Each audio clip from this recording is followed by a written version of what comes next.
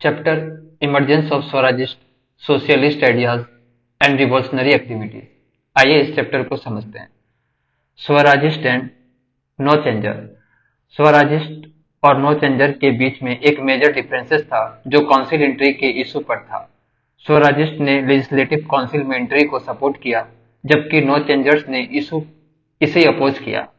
Swarajist का मानना था कि काउंसिल एंट्री से उन्हें ब्रिटिश गवर्नमेंट की वीकनेसेस को एक्सपोज करने का मौका मिलेगा और पॉलिटिकल स्ट्रगल को न्यू फ्रंट मिलेगा। गया सेशन दिसंबर 1922 में स्वराजिस्ट का प्रपोजल था कि काउंसिल को इंडिया मेंट किया जाए, लेकिन यह प्रपोजल डिफीट हो गया। अब फॉर्मेशन ऑफ स्वराजिस्ट पार्टी को देखते हैं। सीआर दास और मोतीलाल नेहरू को कांग्रेस के प्रेसिडेंट और सेक्रेटरी के पद से रिजाइन करना पड़ा और फिर उन्होंने कांग्रेस खिलाफत स्वराज पार्टी या स्वराजिस्ट पार्टी बनाई। सीआर दास ने प्रेसिडेंट का रोल संभाला और मोतीलाल नेहरू को सेक्रेटरी बनाया गया। स्वराजिस्ट पार्टी का मेन गोल था ब्रिटिश काउंसिल में एंट्री करके उन्हें एक्सपोज किया जाए और पॉलिटिकल स्ट्रगल को न्यू डायमेंशन दिया जाए। स्वराजिस्ट की बिलीफ्स एंड एम्स को देखते हैं। स्वराजिस्ट ने लेजिस्लेटिव काउंसिल में एंट्री को नॉन कोऑपरेशन के अगेंस्ट नहीं माना, बल्कि उन्होंने ये कहा कि इससे एक नया पॉलिटिकल फ्रंट मिलेगा और मासेस को इंथ्यूज किया जाएगा। काउंसिल एंट्री से उन्हें पॉलिटिकल स्ट्रगल को फॉर्मल प्लेटफॉर्म मिलता, जहां से वो ब्रिटिश कॉलोनियल रूल को चैलेंज कर सकता था। उनका एम था कि कॉलोनियल रूल को ट्रांसफॉर्म नहीं करना, बल्कि काउंसिल का यूज करके ब्रिटिश गवर्नमेंट की पॉलिसीज को क्रिटिसाइज करना और मासेस को मोबिलाइज करना। लीडर्स जैसे CR Das, Motilal Nehru, Hakim Ajmal Khan, Vithalbhai Patel, Lala Lajpat Rai, MM Malaviya, MR Jayakar, NC Kelkar थे इनमें।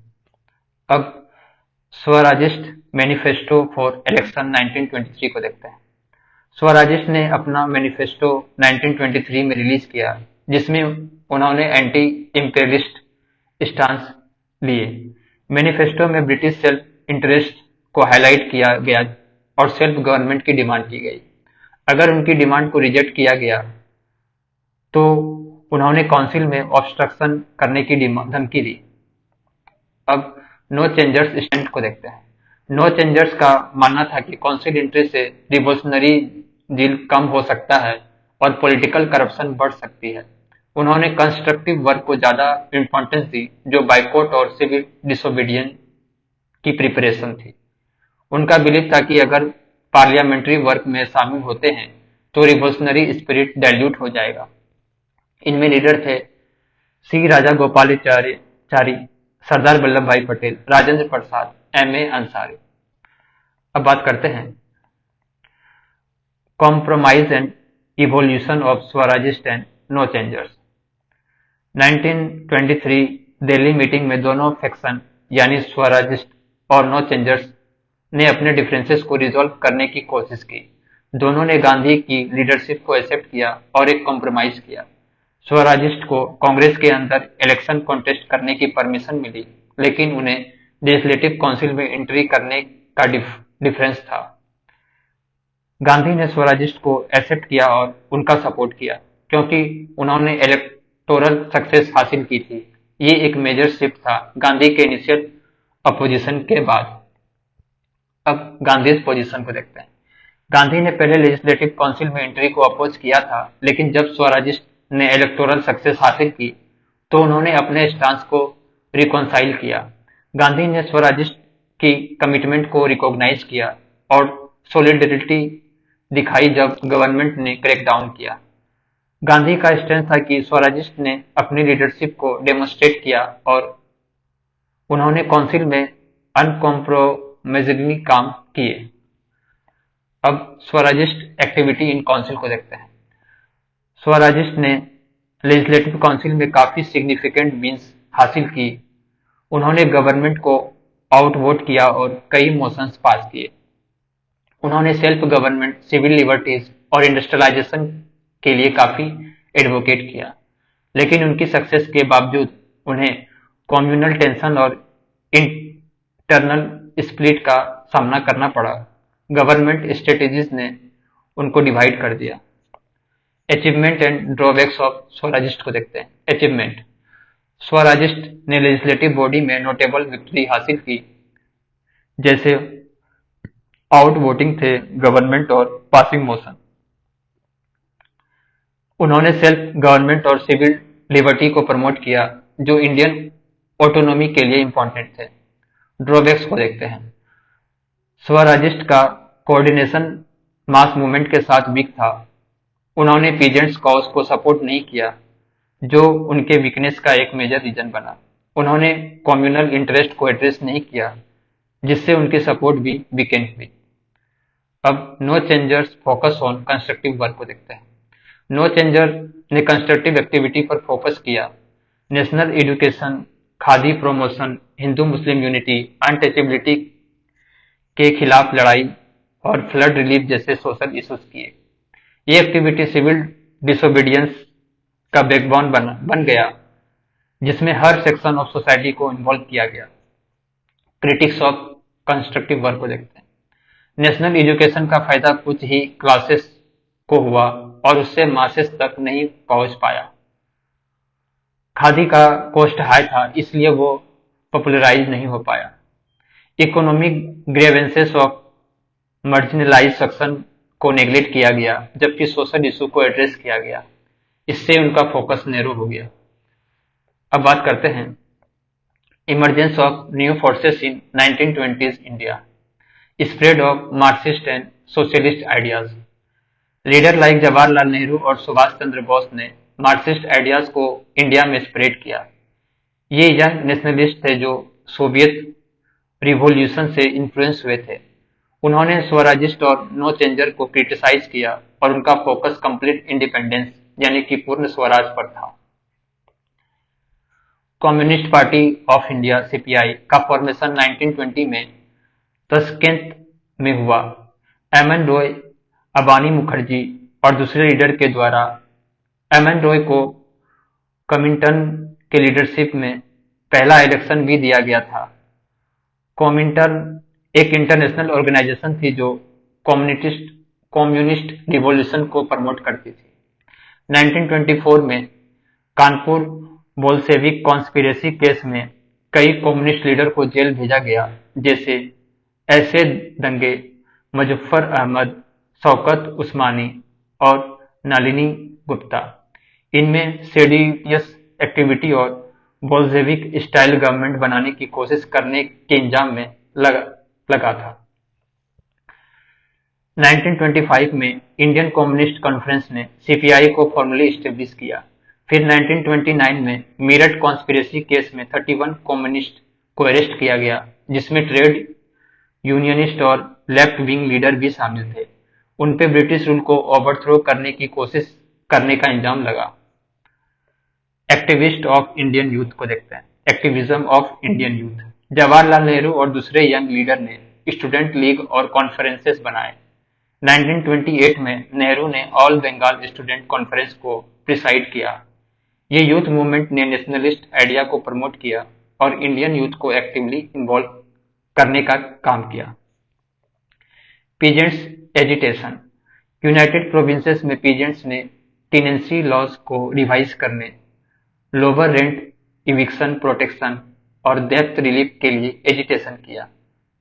ये एजिटेशन आंध्र के रंपा रीजन, राजस्थान, बम्बई और मद्रास में भी हुई, जहां वल्लभ भाई पटेल जैसे लीडर ने बारदोली सत्याग्रह 1928 किया। बारदोली सत्याग्रह में पटेल ने पीजेंट्स के राइट्स को प्रोटेक्ट करने के लिए नॉन वायलेंट प्रोटेस्ट किया और ये एक मेजर विक्ट्री थे। Growth of trade unionism.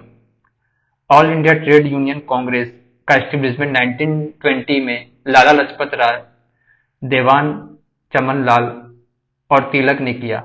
ये वर्कर्स के राइट्स के लिए एक मेजर ऑर्गेनाइजेशन बन गए। मेजर स्ट्राइक भी हुई, जैसे Kharagpur railway workshop, Tata iron and steel work, Bombay textile mill, जिसमें 1,50,000 वर्कर ने 5 मंथ तक स्ट्राइक किया, और बंकिंगम कार्नेटिक मिल्स। 1923 में मे डे को पहली बार मद्रास में सेलिब्रेट किया गया। ये वर्कर राइट्स और ट्रेड यूनियनिज्म के लिए एक इम्पॉर्टेंट स्टेप था। अब बात करते हैं caste movement and revolutionary activity in 1920s India. Caste movement, caste based movement का इमरजेंस 1920s में हुआ, जो सोसाइटल कॉन्ट्राडिक्शन को एड्रेस कर रहे थे। इस मूवमेंट का मेन फोकस सोशल इंप्रूवमेंट और स्टेटस चेंज था। ये मूवमेंट कंजर्वेटिव से लेकर रेडिकल तक थे और हर मूवमेंट का अपना अप्रोच था। कास्ट मूवमेंट के पॉइंट्स को देखते हैं। Self respect movement 1925, Periyar E V Ramasamy Naicker ने तमिलनाडु में इस मूवमेंट को लीड किया। यह मूवमेंट लोअर कास्ट के लिए सेल्फ रिस्पेक्ट और सोशल इक्वलिटी की बात करता था। पेरियार ने हिंदू ऑर्थोडॉक्सी को चैलेंज किया और कास्ट बेस्ड डिस्क्रिमिनेशन के खिलाफ आवाज उठाई।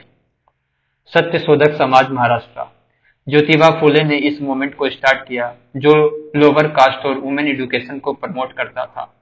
फुले ने ब्राह्मणिकल डोमिनेंस को चैलेंज किया और सोशल जस्टिस की बात की।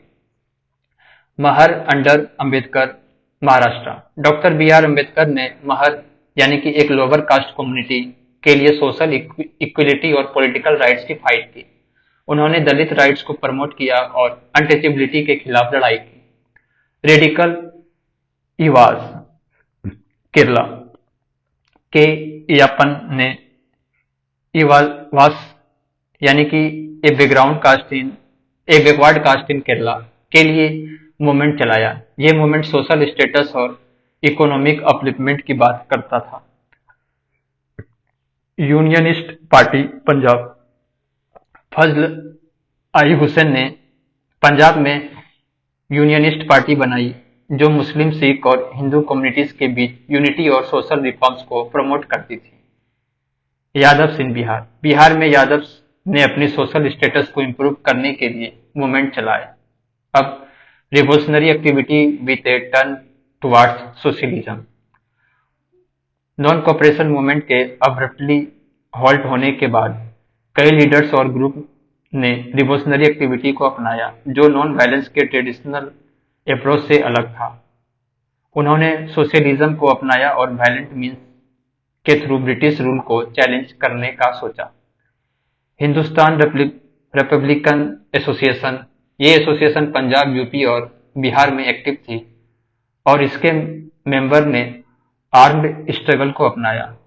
चित्तागोंग रिवोल्ट 1920 के लीडर सूर्य सेन ने बंगाल में रिवोल्यूशनरी एक्टिविटी किया। युगांतर और अनुशीलन समिति, ये ग्रुप बंगाल में एक्टिव थे, जहां रिवोल्यूशनरीज ने आर्म रेजिस्टेंस को अपनाया। इन ग्रुप्स का एम था ब्रिटिश रूल को फोर्सफुली ओवरथ्रो करना। Reason for attraction to revolutionary activity को देखते हैं। Disillusionment after non cooperation movement, non cooperation movement के एब्रप्टली स्टॉप होने के बाद कई रिवोल्यूशनरीज ने गांधी के नॉन वायलेंस अप्रोच को क्रिटिसाइज किया और अल्टरनेटिव मेथड के लिए सोचा। उन्होंने सोचा कि ब्रिटिश रूल को खत्म करने के लिए वायलेंट मेथड ज्यादा इफेक्टिव है। Post war working class trade unionism, world war first के बाद वर्किंग क्लास ट्रेड यूनियनिज्म का राइज हुआ। वर्कर्स को मोबिलाइज करने के लिए मूवमेंट चले, जो नेशनलिस्ट रिवॉल्यूशन में कंट्रीब्यूट करते थे। Impact of Russian revolution 1917, Russian revolution ने मार्क्सिज्म और सोशलिस्ट आइडियोलॉजीज को पॉपुलर बनाया। इंडियन रिवॉल्यूशनरीज को ये रिवॉल्यूशन इंस्पायर कर रहा था और उन्होंने सोवियत मॉडल को अपनाया। इमरजेंस ऑफ कम्युनिस्ट ग्रुप, 1920 में कम्युनिस्ट ग्रुप का फॉर्मेशन हुआ, जो मार्क्सिज्म और सोशलिज्म को स्प्रेड कर रहे थे। इन ग्रुप का फोकस था प्रोलेटेरिएट यानी कि वर्किंग क्लास को रिवॉल्यूशन में इन्वॉल्व करना। अब रोल ऑफ पब्लिकेशन को देखते हैं। जर्नल्स जैसे आत्मशक्ति, सराती और बिजोली ने रिवॉल्यूशनरी आइडियाज को स्प्रेड किया। बैन बुक जैसे बंदी जीवन बाय सचिन संजाल और पत्थर दावी बाय शरद चंद्र चटर्जी ने रिवॉल्यूशनरी सेक्रीफाइसेस को ग्लोरीफाई किया और यूथ को इंस्पायर किया। अब बात करते हैं revolutionary activity in different region, Punjab, UP, Bihar. Hindustan republican association HRA, HRA का फॉर्मेशन अक्टूबर 1924 में कानपुर में हुआ था। इसके लीडर थे राम प्रसाद बिस्मिल, जोगेश चंद्र चटर्जी और सचिन संजाल। एचआरए का मेन गोल था ब्रिटिश रूल को फोर्सफुली खत्म करना और आर्म्ड रेजिस्टेंस का यूज करना। काकोरी रोबरी, अगस्त 1925। एचआरए ने काकोरी में एक डेयरिंग एक्शन किया। उन्होंने 8 डाउन ट्रेन को रोककर रेलवे का ऑफिशियल कैश लूट लिया। ये एक मेजर रिवोल्यूशनरी एक्शन था, लेकिन इसके बाद काफी रिवोल्यूशनरीज को अरेस्ट किया गया। की फिगर्स अरेस्टेड को देखते हैं। राम प्रसाद बिस्मिल, असफुल्ला खान, अशफाकुल्ला खान, रोशन सिंह और राजेंद्र लाहरी को हैंग किया गया। काकोरी रिवोरी का सिग्निफिकेंस ये था कि ये एक मेजर ब्लो था ब्रिटिश गवर्नमेंट के लिए और एक बोल्ड मूव था नेशनलिस्ट के लिए। अब Hindustan socialist republican association HSRA। Kakori robbery के बाद जब एचआरए को सेटबैक मिला तो रिवोल्यूशनरीज ने अपने आप को रिकॉग्नाइज किया। इसके लिए एक हिस्टोरिक मीटिंग हुई फिरोज शाह कोतला, दिल्ली, सितंबर 1928 में, जहां चंद्रशेखर आजाद की लीडरशिप में एचआरए को हिंदुस्तान सोशलिस्ट रिपब्लिकन एसोसिएशन में कन्वर्ट किया गया। HSRA का मेन गोल था कंप्लीट इंडिपेंडेंस के लिए सोशलिस्ट प्रिंसिपल को अपनाना। ये ग्रुप सोशलिज्म को अपना ऑफिशियल आइडियोलॉजी बनाता है और ये ग्रुप क्लास स्ट्रगल और प्रोलेटेरिएट रिवॉल्यूशन को आइडिया को प्रमोट करता है। इसके मेंबर थे चंद्रशेखर आजाद, HSRA के लीडर थे भगत सिंह, सबसे प्रोमिनेंट रिवोल्यूशनरी फिगर जो सोशलिस्ट आइडियोलॉजीज को अपनाते थे। सुखदेव थापर, भगत सिंह के क्लोज एसोसिएट, जो उनके साथ काफी रिवोल्यूशनरी एक्टिविटी में इन्वॉल्व थे। भगवती चरण बोहरा, जो द फिलोसफी ऑफ बॉम्ब लिखने के लिए जाने जाते हैं। विजय कुमार सिन्हा, शिव वर्मा और जयदेव कपूर, ये सब लीडर यूनाइटेड प्रोविंस से थे और HSRA का हिस्से थे। अब सॉन्डर्स मर्डर, लाहौर, दिसंबर 1928 को देखते हैं। सॉन्डर्स मर्डर एक मेजर इवेंट था जिसमें भगत सिंह, राजगुरु और चंद्रशेखर आजाद ने लाला लाजपत राय की डेथ का बदला लेने के लिए जॉन पी सॉन्डर्स को मार दिया। लाला लाजपत राय की डेथ साइमन कमीशन प्रोटेस्ट के दौरान हुई थी, जब उन्हें लाठीचार्ज किया गया था।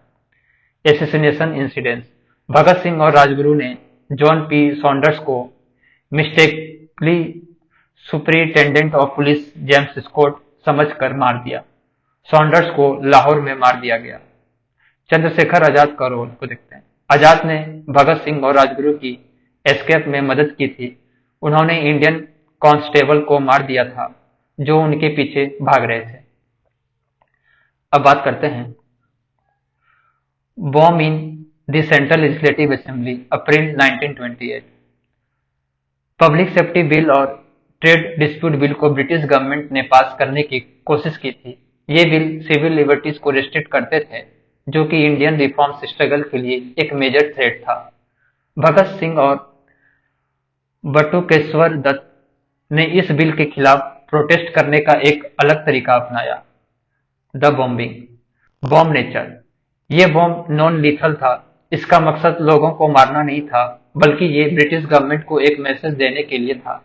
इनका गोल था ब्रिटिश गवर्नमेंट को सुनना और अटेंशन ग्रैब करना। पर्पज को देखते हैं। इन रिवोल्यूशनरीज का पर्पज डैमेज करना नहीं था। उन्होंने खुद को अरेस्ट होने के लिए बॉम्ब फेंका ताकि उनका ट्रायल एक प्लेटफॉर्म बन सके जहां वो अपने रिवोल्यूशनरी आइडियाज को स्प्रेड कर सके। ये उनका प्रोटेस्ट का तरीका था, जिसमें वो कोर्ट का यूज अपनी आइडियोलॉजी को पॉपुलराइज करने के लिए कर रहे थे।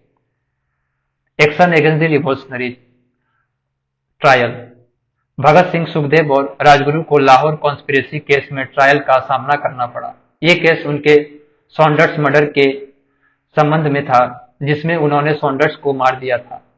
प्रोटेस्ट इन जेल, जेल में भी इन रिवोल्यूशनरीज ने अपने राइट्स के लिए प्रोटेस्ट किया। उन्होंने फास्टिंग की और पॉलिटिकल प्रिजनर के रूप में उन्हें ट्रीट करने की मांग की। जतिन दास ने अपनी 63rd डे ऑफ फास्ट के बाद अपनी जान दे दी। वो पहला शहीद था जो फास्टिंग के थ्रू अपने प्रोटेस्ट में शहीद हुए। Congress involvement.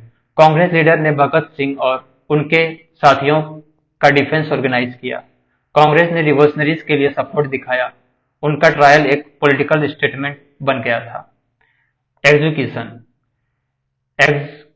Execution of Bhagat Singh, Sukhdev and Rajguru. 23 मार्च 1931 को भगत सिंह, सुखदेव और राजगुरु को हैंग कर दिया गया। ये दिन अब शहीद दिवस यानी कि मार्टियर डेज और सर्वदिया डेज के रूप में याद किया जाता है।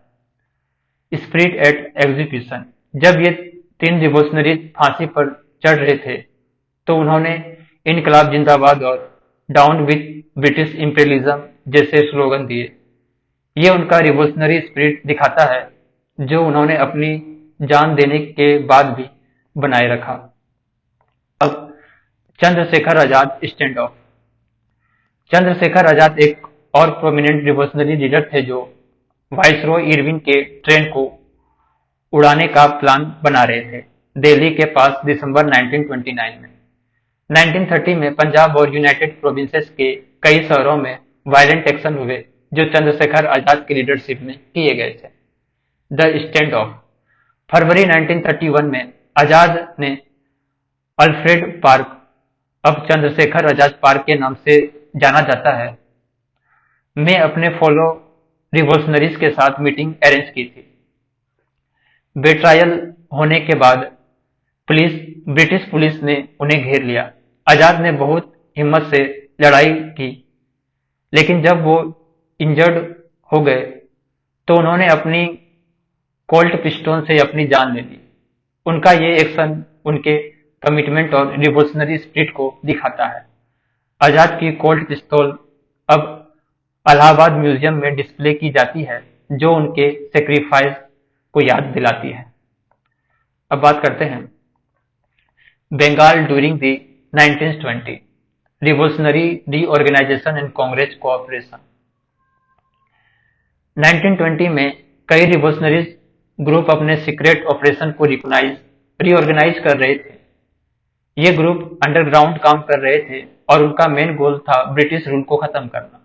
कुछ ग्रुप कांग्रेस के बैनर के नीचे काम कर रहे थे ताकि वो मासेस तक अपने मैसेज पहुंचा सके और ऑर्गेनाइजेशनल सपोर्ट पा सके। इससे उनको टाउन और विलेजेस में लोगों की मदद मिल रही थी। ये टाइम था जब बंगाल में रिवॉल्यूशनरी एक्टिविटी अपने पीक पर थी और कई यंग लीडर्स फ्रीडम स्ट्रगल में एक्टिवली इन्वॉल्व हो रहे थे। स्वराजिस्ट मूवमेंट एंड फैक्शनलिज्म को देखते हैं। 1925 में सीआर दास की मौत के बाद बंगाल कांग्रेस में स्प्लिट हो गया। 2 फैक्शन बन गई। जेएम सेनगुप्ता का ग्रुप जो अनुशीलन ग्रुप के सपोर्ट से थे, सुभाष चंद्र बोस का ग्रुप जो युगांतर ग्रुप के सपोर्ट से थे। फैक्शनलिज्म का मतलब है कि एक ही ऑर्गेनाइजेशन में 2 अलग अलग ग्रुप्स का होना जो अपने गोल्स और मेथड को लेकर डिसएग्री करते थे। ये स्प्लिट बंगाल कांग्रेस को वीक बना रहा था और उनके एफर्ट को डिवाइड कर रहा था। एसेसिनेशन अटेम्प्ट ऑन चार्ल्स टेगार्ड को देखते हैं। गोपीनाथ साहा ने 1924 में कलकत्ता पुलिस कमिश्नर चार्ल्स टेगार्ड की लाइफ पर अटेम्प्ट किया। टेगार्ड एक इनफेमस ऑफिसर था जिसे रिवॉल्यूशनरीज का दुश्मन माना जाता था क्योंकि उसने फ्रीडम फाइटर के खिलाफ कई हार्श मेजर लिए थे। गोपीनाथ साहा का अटैक एक रिवेंज था जो टेगार्ड की ब्रूटल पॉलिसीज के खिलाफ था। साहा ने टेगार्ड को मारने की कोशिश की लेकिन ये अटेम्प्ट सक्सेसफुल नहीं हुआ। इस इंसिडेंट के बाद ब्रिटिश गवर्नमेंट ने सीवियर रिप्रेजल दिया। गोपीनाथ साहा को फांसी दे दी गई और कई रिवॉल्यूशनरीज को अरेस्ट कर लिया गया जिसमें सुभाष चंद्र बोस शामिल थे। अब बात करते हैं चित्तागोंग ग्रुप एंड सूर्य सेन। सूर्य सेन एक काफी प्रोमिनेंट रिवॉल्यूशनरी लीडर थे जो चित्तागोंग में ब्रिटिश राज के खिलाफ आर्म्ड रिबेलियन की प्लानिंग कर रहे थे। उन्होंने अपने एसोसिएट अनंत सिंह, गणेश घोष और लोकेनाथ बॉल के साथ मिलकर एक बड़ा रिवोल्ट चलाने का सोचा। ऑब्जेक्टिव था कि ब्रिटिश अथॉरिटी को चैलेंज करना, और इसके लिए उन्होंने दो मेजर आर्मोर यानी कि आर्म के गोडाउन को चित्तागोंग में लूटने का प्लान बनाया। इससे वो आर्म यानी कि हथियार लेकर अपने रिवोल्यूशनरी फोर्स को स्ट्रेंथन कर सकते थे। साथ ही उनका प्लान था कि टेलीफोन और टेलीग्राफ लाइन को तोड़ना और चित्तागोंग का रेलवे लिंक बंगाल से कट ऑफ करना, ताकि ब्रिटिश का कम्युनिकेशन सिस्टम डिस्टर्ब हो जाए। चित्तागोंग आर्मोरी रेड अप्रैल 1930 अप्रैल 1930 में सूर्य सेन और उनके 65 एक्टिविस्ट ने Indian Republican army Chittagong branch के नाम से आर्मरी रेड किया। ये रेड सक्सेसफुल रहा और सूर्य सेन ने नेशनल फ्लैग को होस्ट किया, प्रोविंशियल रिवोल्यूशनरी गवर्नमेंट का घोषणा की और फिर नियरबी विलेज में छुप गए। इसके बाद उन्होंने गवर्नमेंट एस्टेब्लिश को टारगेट किया, जिसमें रेलवे स्टेशन, पुलिस स्टेशन और गवर्नमेंट ऑफिसेस शामिल थे। आफ्टर मैथ और सूर्य सेन की तकदीर को देखते हैं। रेड के बाद सूर्य सेन को फरवरी 1933 में अरेस्ट कर लिया गया, फिर उन्हें जनवरी 1934 में फांसी दे दी गई। सूर्य सेन का एग्जीक्यूशन एक मार्टियरडम बन गया और इसने काफी यूथ को इंस्पायर किया। लोग रिवोल्यूशनरी ग्रुप में ज्वाइन करने लगे और चित्तागोंग रेड ने फ्रीडम स्ट्रगल में एक नई जान डाली। अब महिलाओं की रोल को देखते हैं। वुमेन ने भी इस मूवमेंट में अपना हिस्सा दिया। उन्होंने शेल्टर देना, मैसेज भेजना और आर्म्ड स्ट्रगल में एक्टिवली पार्टिसिपेट किया। कुछ इंपॉर्टेंट वुमेन रिवोल्यूशनरीज जो इस मूवमेंट में शामिल थे, जैसे प्रीतिलता वडेडर, उन्होंने एक रेड कंडक्ट की थी, लेकिन रेड के दौरान उनकी मौत हो गई। कल्पना दत्त, उन्हें सूर्य सेन के साथ अरेस्ट किया गया और उन्हें लाइफ सेंटेंस दिया गया। शांति घोष और सुनीति चंदेरी, ये स्कूल गर्ल थी जो कोमिला से थी। इन्होंने डिस्ट्रिक्ट मजिस्ट्रेट को मार दिया दिसंबर 1931 में। बीना दास, उन्होंने कॉन्वोकेशन के दौरान गवर्नर पर पॉइंट ब्लैंक फायर किया फरवरी 1932 में। अब मूवमेंट की कामयाबी और चैलेंजेस को देखते हैं। ये मूवमेंट कंजर्वेटिव एलिमेंट को अपने साथ शामिल कर रहा था, लेकिन ये ब्रॉडर सोशियो इकोनॉमिक गोल को फॉर्मुलेट करने में फेल हो गया। इसका मतलब है कि उन्होंने पॉवर्टी, पीजेंट्स और मुस्लिम पीजेंट्री के इशू को उतनी इंपॉर्टेंस नहीं दी। इस मूवमेंट ने जमींदार के खिलाफ जो मुस्लिम किसानों का स्ट्रगल था, उसको सपोर्ट नहीं किया। ये एक मेजर ड्रॉबैक था, क्योंकि किसानों की प्रॉब्लम को एड्रेस किए बिना मूवमेंट का बेस काफी लिमिटेड रहा। अब गवर्नमेंट का रिएक्शन को देखते हैं। ब्रिटिश गवर्नमेंट ने हार्श रिप्रेशन किया। उन्होंने 20 रिप्रेशन एक्ट को इम्प्लीमेंट किया और अपनी पुलिस फोर्स को अनलीश किया। चित्तागोंग में विलेजेस को जला दिया गया और लीडर को अरेस्ट किया गया, जैसे जवाहरलाल नेहरू को सेडिशन के चार्ज में अरेस्ट किया गया। ये सब एक्शन उन्होंने रिवोल्यूशनरी एक्टिविटी को सप्रेस करने के लिए किया।